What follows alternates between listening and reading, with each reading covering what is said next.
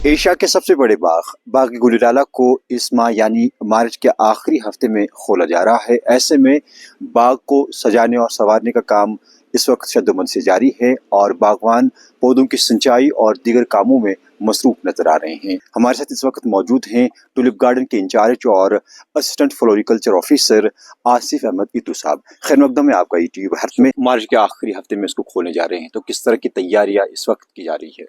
देखिए, tulip show 2025 के लिए जो हमारी तैयारी है वो ऑलमोस्ट ओवर है। तो अभी जो फर्स्ट होइंग होती है मार्च के महीने में, तो वो हो रही थी। तो अभी जैसे मौसम भी बहुत साजगार है टुलिप के लिए, थोड़ा सा ओवरकास्ट जो स्काई होना चाहिए, टेम्परेचर जो मार्च का वो थोड़ा ऑप्टिमम, यानी जैसा कि हमने देखा था फरवरी में या जनवरी में टेम्परेचर थोड़ा राइज हुआ था, तो उसकी वजह से इसकी वेजिटेटिव ग्रोथ बहुत ज़्यादा होती है।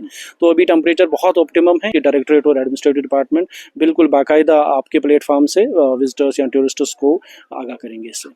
देखिए, टुलिप का जो काम है ये साल भर चलता है। जैसे ये डिस्प्ले के लिए तो एक ही महीने के लिए होता है, बाकी इसमें हमें इसके बाद इसकी हार्वेस्टिंग करनी पड़ती है, फिर ग्रेडिंग, फिर आपको लैंड प्रिपरेशन में टाइम लगता है। तो ये कंटिन्यू साइकिल रहता है पूरा 12 महीने। तो रही बात, जैसे पिछले साल हमारी जो प्रेसिपिटेशन थी वो बहुत कम, जो बारिश हुई, ऑलमोस्ट हम डेफिसिट थे 75%, जस्ट 25% रेनफॉल पिछले साल जो हमने रिसीव की वैली में। तो उसकी वजह से जैसे बाकी फ्लोरा एंड फाना पे, पर्टिकुलरली ये जो टुलिप है ये बहुत ही सेंसिटिव क्रॉप है।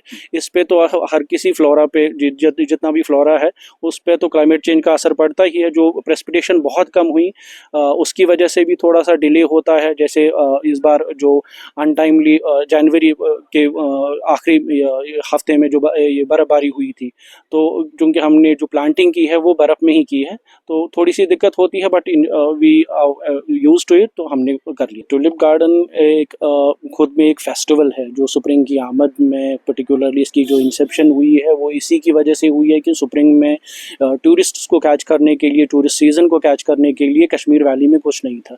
तो इसको कंसीव इसीलिए किया गया था। जो हमारा लीन मंथ था, ये जो मार्च से लेके मई तक, ये बहुत लीन मंथ माना जाता था इसमें टूरिज्म के हवाले से। तो इसको कैचअप करने के लिए ये जो टुलिप गार्डन का आइडिया है ये कंसीव किया गया था। तो टुलिप एक खुद में एक फेस्टिवल है। बाकी जो कल्चरल प्रोग्राम्स, बाकी टूरिज्म, वो डिपार्टमेंट ऑफ टूरिज्म खुद देखता है। तो बाकी जो हमारा मानना है कि जैसे यहाँ पे सयाह जो जितने भी आते हैं विजिटर्स, वो सेरेनिटी के लिए आते हैं, इसको एंजॉय करने के लिए आते हैं। तो विद इन द गार्डन ये वैसा ही रहेगा। बाकी आउटसाइड द डिपार्टमेंट वो एडमिनिस्ट्रेटिव डिपार्टमेंट और डायरेक्टर देखेगा। आज सब चूंकि हमने गुज़श्ता साल ये देखा कि बहुत कम वक्त में महीना भी नहीं रहा, तो इसकी वजह क्या रही कि टुलिप मुरझा गए जल्दी? देखिए, टुलिप की जो लाइफ है वो 10 से 15 दिन है एक इंडिविजुअल टुलिप की। ये इतनी ही टाइम रहता है क्योंकि इसकी लाइफ, टेम्परेचर कैसा भी हो, टेम्परेचर नहीं, अगर टेम्परेचर ज़्यादा हो, जैसे आप दिल्ली में लगाते हैं या बाकी जगह लगाओगे, तो वहाँ से हफ्ता या 10 दिन रहता है। क्योंकि यहाँ पे हमारा जो नेचुरल है मार्च का महीना जो उतना ज़्यादा टेम्परेचर राइज नहीं होता है, तो इसकी जो इंडिविजुअल लाइफ होती है 10 से 15 दिन होती है। लेकिन हम क्या करते हैं, इसमें जो स्कीमेटिक प्लांटेशन है, हम जो प्लांटेशन पैटर्न यहाँ पे करते हैं वो अर्ली, मिड और लेट वैराइटीज़ हमारी होती है, सो दैट जो ये ब्लूम है वो कम से कम उसको हम स्ट्रच 25 से 30 दिन करते हैं। रेस्ट अदरवाइज ही उतना ही है, इससे ज़्यादा हम स्ट्रच नहीं करते। बागबान का काम बड़ा अहम है इसमें, तभी तो ये निखरते हैं और सयाह यहाँ इनको देखने के लिए आते हैं। कितने बागवान इस मर्तबा काम में जुड़े हैं? देखिए, जो हमारी जो यहाँ पे गार्डनिंग स्ट्रेंथ है वो उसमें बहुत ये जो परमानेंट गार्डनर्स और as well as daily wagers जैसे कैजुअल लेबर्स जो हमारे हैं, तो कैजुअल्स हमारे 67 यहाँ पे हैं और 40 के करीब हमारे ये परमानेंट स्टाफ है।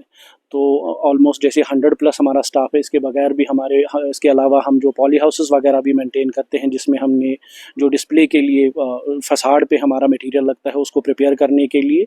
क्योंकि आप देखते हैं कि ये जो टुलिप का काम है ये बहुत लेबोरियस काम है, पूरा साल यहाँ पे काम करना पड़ता है, तो इसमें मैन पावर कुछ ज़्यादा लगता है। तो दैट्स वाई यहाँ पे 100+ लेबर्स है। जी, गुज़श्ता साल के मुकाबले क्या इस साल तवक्को है कि ज़्यादा सयाह टुलिप गार्डन का रुख करेंगे? देखिए, पिछली बार जो हमारा विजिटर फुटफॉल रहा था वो 4.65 लाख के करीब आए थे यहाँ पे with in very short window. मैंने आपको बोला कि 25 से 30 दिन रहता है, उन्हीं एक महीने में 4.5 लाख के करीब जो टूरिस्ट्स आए या विजिटर्स जो होते हैं गार्डन वो का visit हाँ गार्डन का विजिट किया उन्होंने। तो इस बार हमारी तवक्का है कि वो जो पिछला वाला जो रिकॉर्ड है 4.65 लाख का, वो इस बार सरपास हो, क्योंकि इस बार हम जो डिपार्टमेंट है वो एक्सपेक्ट करता है कि लार्ज नंबर ऑफ पीपल जो टुलिप देखने के लिए आए, जिनको शौक है टुलिप देखने का, वो आए इधर। आखिरी मैसेज जानना चाहेंगे कोई होगी सयाहों के लिए जो टुलिप गार्डन को देखने के लिए पहली मर्तबा कश्मीर आना चाहते हों?